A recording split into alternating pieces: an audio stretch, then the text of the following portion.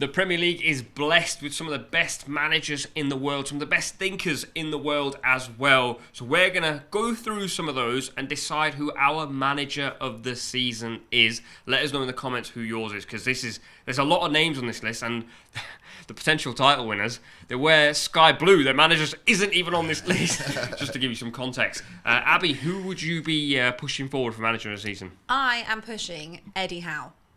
And I know some people might not like it. You might think, why are you pushing Eddie Howe? But if you look at the job he has done at Newcastle, no one thought he was going to do the job he's done. I understand they've been taken over by a state, but they haven't spent money how you've spent money. They've recruited so smartly.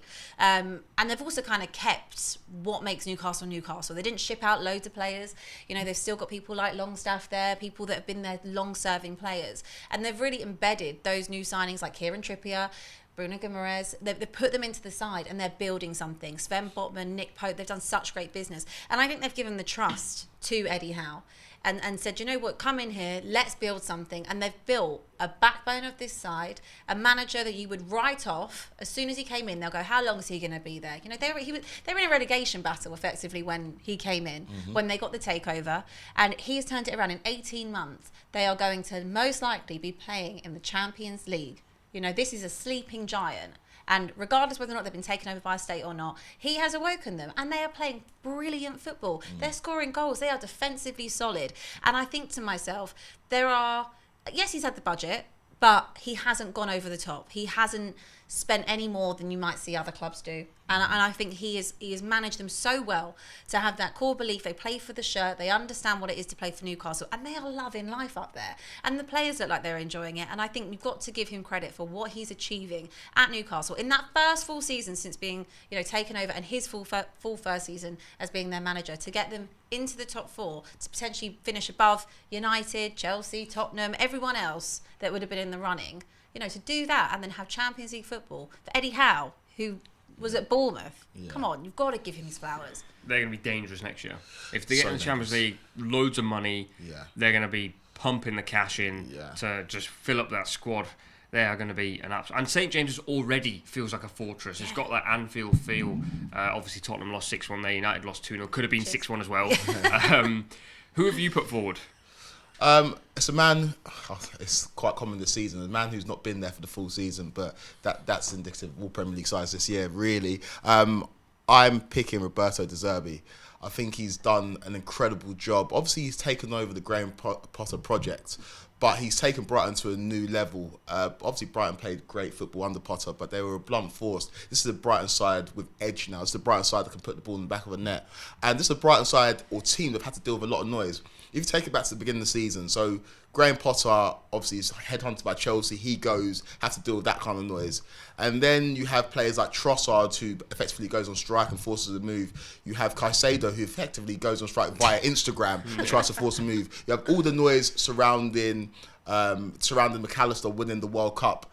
And they just carry on going on. And if you look at the FA Cup semi-final where they got very, very unlucky, it's the Brighton side that have given people problems consistently. And they do lose their best players and they continue to find new ways to win. They've brought in players that we would have never heard about. The fact that Evan Ferguson is now one of the hottest properties in the world is testament to how De Zerbi has used him. And that was the biggest criticism of Graham Potter, is the fact that he couldn't get a striker to work in the system, and he went through a myriad of strikers and Brighton just couldn't score goals. And if you look at the stats as well for Brighton, or you look at the style of play, Pep Guardiola has taken inspiration from this Brighton side. Lewis Dunk has played more passes than any other player in the Premier League this season, which is testament to the style of football that Brighton play. For a side that had such minimal budget and had not low expectations, but didn't have lofty expectations, for them to be so brave and play that type of football is testament to the confidence that's instilled by De Zerbi and the way that he wants to go about it. And this is a manager that is quite fiery and wasn't too fancy when he came in. And obviously we've seen him at different clubs in Italy, or we've seen him in Ukraine, but the fact he's come to the Premier League and seamlessly fit in with the style of football, I think he deserved a lot of credit and had to deal with a lot of noise, and he's done it in a very, very effective way. And I think Brighton, they might miss out on European football this season because they are tailing off a little bit towards back end of the season, but they've been such a joy to watch, and I think De Zerbi deserves all the flowers for that. I wonder if he bells Pep Guardiola and says, I should probably get a medal. If it wasn't for me, you wouldn't have been able to play out from the press. I'm going to put forward a guy who I don't think is going to win it now because of the way the season's ending up. But I think Arteta taking Arsenal from 5th to currently 1st at the time of recording, and have been 1st for a long time, with the youngest squad in the league. And although they have spent money, the squad depth is non-existent. They've got 12, maybe 13 players.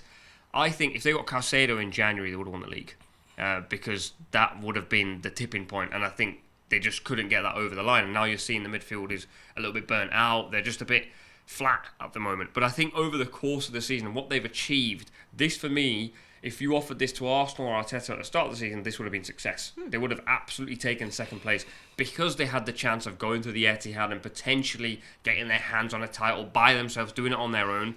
People going, this is incredible. They would have absolutely taken this, which they would have done, and they haven't executed the plan. But I think the plan was never to be first. And so therefore, I think he's got a very, very, very good account of potentially being manager of the season. There are some other names in there. Marco Silva's done very, very well at Fulham, although they've started to tail off since April. Fulham probably didn't expect to have this good a season. Didn't you say in a separate video that Chelsea are the 3rd best team in West London? Yeah, which is Accurate. Well, Yeah. and again, I don't know you probably bring his name up, but Thomas Frank's done a great job. He's not on this list, unbelievably. but he's done, again, another manager that's done a great job. But on Fulham, yeah, especially because back in the season, Mr. Mitrovic, because we all saw the reason why. But he's doing it with players that maybe were a little bit unfancied. Like nobody thought Tim Ream would be able to come in and be a Premier League centre-back, and he's been one of the best centre-backs in the league this season. Look at Willian, who looked absolutely done and finished at Arsenal, and he's come back and he's got the best out of him as well. He's got Mitrovic scoring goals in the Premier League. He was clearly a player that was mishandled by Scott Parker the last time Fulham were in the Premier League. And so Marco Silva deserves his flowers, and he's the kind of manager that I love to see. It's us against them. He shows it. He wears his emotion on his sleeve, and that's what you need in the Premier League. It's not just about the X's and O's, it's about the theatrics as well, and it's about managing the Jims and the Joes, and he's just such a... Wow. Yeah. Marrying the Jims and the Joes. and he's just got that about him, and I think that when a manager's in it and the players can feel it, it's visceral, it goes a long way, especially where the Premier League is driven by a lot of emotion. So he definitely deserves a lot of credit for what he's done this season. I'm going to put it out there, without looking at Fulham's entire squad, I feel like they don't have a single gym or a job. Gary O'Neill, hired after losing 9-0 to Liverpool. He might not be an attractive name, but I think we can all say at the start of the season we all had Bournemouth bottom, or Forest, one of the two of them. Forest spent loads of money. If he keeps Bournemouth up, he's got to be in for a shout. Yeah, I mean, I think it's incredible if he manages to keep Bournemouth up. I definitely had them as one of mine to go down, for sure. But the turnaround's been great. He's not glitzy and glamorous in terms of the name, but he's come in and he's done a pretty good job. You know, I look at Bournemouth sometimes and I think you do play quite decent football on their day. I think the problem is obviously the inconsistency of it, but when you look at the size of the club, it is a relatively small club, and obviously the budget as well. And I think if they manage to stay up this season, which I think they actually will do, you've got to take your hat off to Gary O'Neill, because where they were, and you would have predicted them to go down. Funnily enough, I actually thought Fulham would go back down because of how they always do. They're such a yo-yo club. So I totally agree with you, by the way, on the Marco Silva front. But equally with Gary O'Neill, I mean, if it wasn't for him coming in and changing it around, despite that 9-0, unbelievable. And they also beat you. They beat Tottenham. Just had to throw that in there. They arguably should have beaten Arsenal. Yeah. They were like about 20 seconds away from a point. So that's what they do really well, Bournemouth. They give the big sides trouble, and Chelsea historically have had problems against Bournemouth, and they probably should have done the double over Spurs. I remember both games were 3-2. It went either way both times, but the first time off, it was the last minute winner from Spurs. They deserved it, and they do. He deserves a lot of credit, man. He came in almost as a firefighter after they got rid of Scott Parker, and he's just quietly gone about his business. They look like they're going to be in the Premier League for another season, and hopefully they can go and build from there, because I do like a few of the players that Bournemouth have got. Philip Billin's been sneaky good this season. Gary O'Neill's got the best out of him, and he's a young English manager that's been given an opportunity, and he's taken it with both hands, similar to Eddie Howe at Newcastle. So congratulations to I say congratulations to Bournemouth. Shit could still go down. They could still go down, but like congratulations on sticking with a manager, because I've seen it with my club where things have started to go wrong and you get rid of them. There was a period of time after his good start at Bournemouth where they were struggling for form. They probably could have gone and found somebody a bit more established. They start with Gary O'Neill, and it's bearing fruit right now. Two more names. Unai Emery came in at Aston Villa. They are 6th in the Premier League. Aston Villa, 6th in the Premier League. I think if you offered any fan that before Unai Emery came in, they would have taken your arm. They're in the first team to score in 20 consecutive matches under a new manager.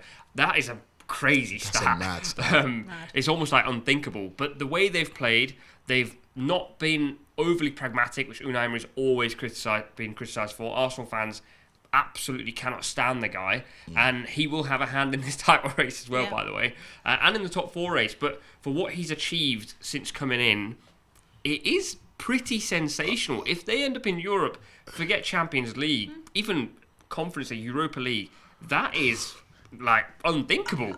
Look, just quickly, I think he would be my number 2 in terms of the list, which sounds ridiculous because you've got Pep, you've got Arteta, but I'm just looking at what they've actually achieved with these football teams. You know, you look at where they were before the World Cup under Steven Gerrard. They were in the relegation zone, teetering around that relegation zone. He has taken them to 6th in the table. There is a possibility they are going to play European football at Villa Park. This is a huge football club. They deserve to be around here. The size and the stature of this club. And they finally have a manager that also has taken them there. But they're playing good football. Ollie Watkins, unbelievable under him. They are playing so well. They're defending well. And you look at Villa, even they beat Newcastle. Well, 3-0. And a lot of players have been written off. Ollie Watkins has been kind of written off. Yeah. Tyrone Mings has been written off. And for Villa, all they need to do is get into Europe, because we know Unai Emery's record in Europe. If they get European football, They've got a trophy in the bag. They've got a trophy in the bag. That's a European journey, and that's Villa fans be enjoying themselves. So yeah, he deserves a lot of credit, and I kind of want to change my mind because he has done a fantastic job. And despite the fact that he's not had the whole season, similar to De Zerbi, he has changed the fortunes of Aston Villa massively. And like you said, they could be a sleeping giant. And if they go on the European tour next season, then they could be lifting silverware back in the next season. I'm weirdly quite excited to see how this season ends, because obviously I expect Newcastle to finish in the top 4. So that's going to be something different as a football purist, as we are, to see Newcastle on a European tour with the fans they have. If Villa get some type of European football, unbelievable. If Brighton can get themselves... That would be Brighton, Villa, Newcastle. How great would that be to see as a neutral of those teams? To see them. You know, Brighton have never had European football before. They don't think they've won anything before. And to put them in that stature, that's incredible. Aston Villa, this club with such a rich history, who's just been asleep for years and years, to see them have European football, unreal. Newcastle, I think their fans deserve it. They've been more than patient.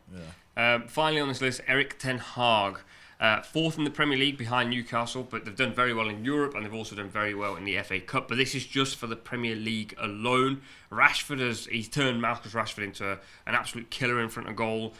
He's also dealt with a lot of problems this season, because the team still has a lot of mental fragility, shall we say, without throwing anyone under the bus.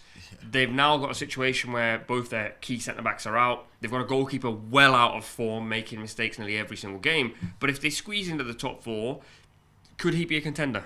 Most definitely, and I know that this is isolated to just the Premier League, but it's impossible not to consider other trophies as well. They've already got a trophy under their belt in the League Cup. They're in the FA Cup final that can stop their biggest rivals, or one of the biggest rivals, winning the treble.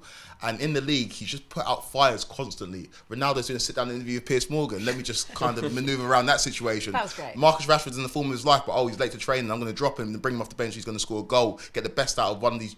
I won't call him a generational talent, but a guy that Manchester United needs to score goals and needs to be a prominent figure. He's got the best out of Rashford as well. The fact that he's just gone about his business, especially after that poor start to the season where they lost against Brentford, lost against Brighton, and people are calling him Eric 10 Days. People are thinking that's the end for him. And the fact that he's now here at this point in the season where Man United are pretty much bankers for the top 4. They've won a trophy already. They're in a cup final, another trophy.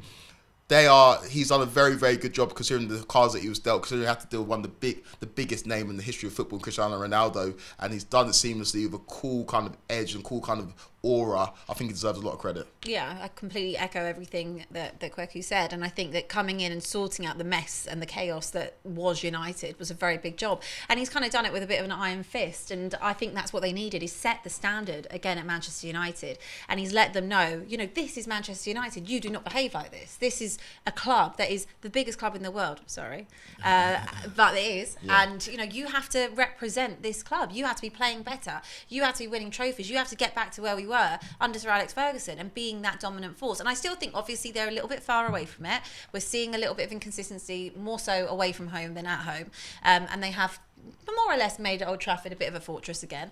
But I think you've got to give him credit where it's due. They strengthened really well in the summer. Christian Eriksen coming in on free, great bit of business. Casemiro, Lisandro Martinez, completely strengthened that back line. They're phasing out the likes of Harry Maguire that got rid of Ronaldo. And I think you have to really credit him for what he's done there. I think to come in, change the mentality of the club, which he has done in that first season, and also to pick up a Carabao Cup and potentially an FA Cup, that's a pretty good season, and get Champions League football. Well, no Pep on this list, no Thomas Frank. There's a lot of managers to choose from. Who is your manager of the season? Let us know in the comments. Thanks so much for watching ESPN on YouTube. And for more sports highlights and analysis, be sure to download the ESPN app. And for premium content and live streaming, subscribe to ESPN Plus.